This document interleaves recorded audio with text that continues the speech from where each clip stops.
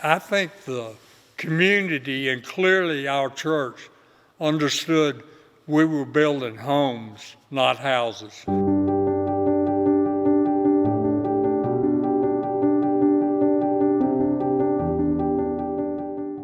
I moved to Myrtle Beach into this church in 1983, moved from Georgetown, and found in this church an exciting group of people who truly wanted to make a difference in this world. For about 29 years, I served as one of the ministers for this congregation. And I was here when Habitat found its birth.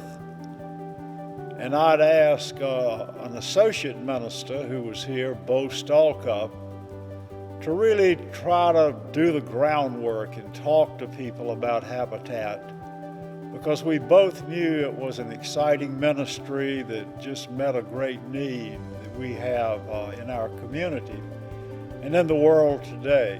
I've been a Presbyterian all my life. In the early 80s, I was an A-10 fighter pilot stationed at the base. I was a member of this church when they called Dr. Wilkes from Georgetown.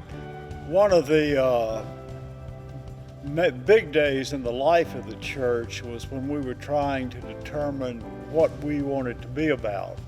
And somebody on this committee said, I'd like to be known as a church where love makes the difference.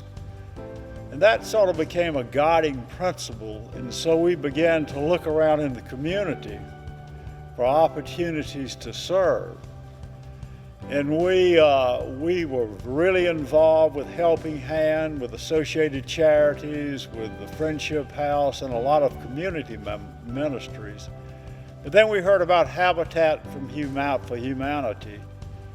And we read about it, we looked at it, and felt like that was a wonderful opportunity to meet a critical need in our community. And so we moved forward and established a Christmas offering for Habitat with the thought, what better time to celebrate, because we follow a Lord who had no bed to call his own. And so we just said, let's do that. Let's make the annual Christmas offering for Habitat one of the big offerings in the church. We had a lot of members in our church that were part of the Great Generation. Unfortunately, we've lost all those now.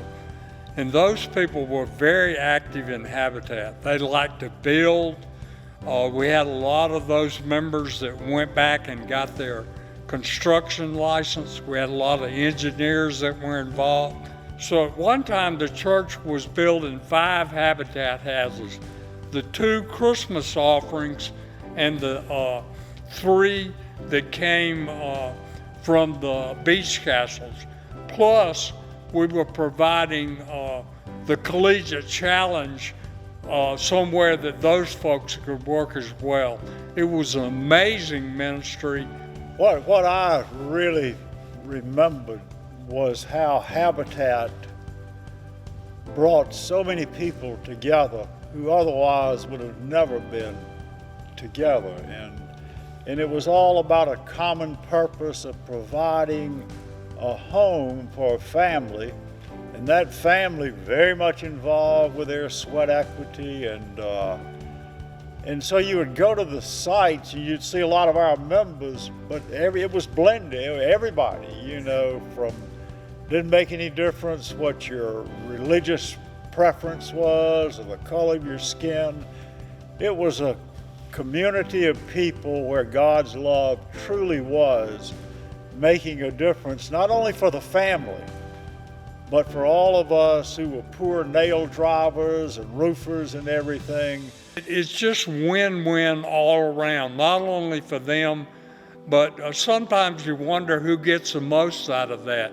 Is it the church or is it the community you build a home for? In Habitat, we are also participating in the community side of that now, in the neighborhood revitalization. We've made a major commitment to that part of Habitat as well. Habitat not only recruits great volunteers, but my hat is off to the people who work for Habitat as their chosen calling in life, because it is a life-giving, life-saving ministry. So to all the people who work at Habitat, and I just say thank you.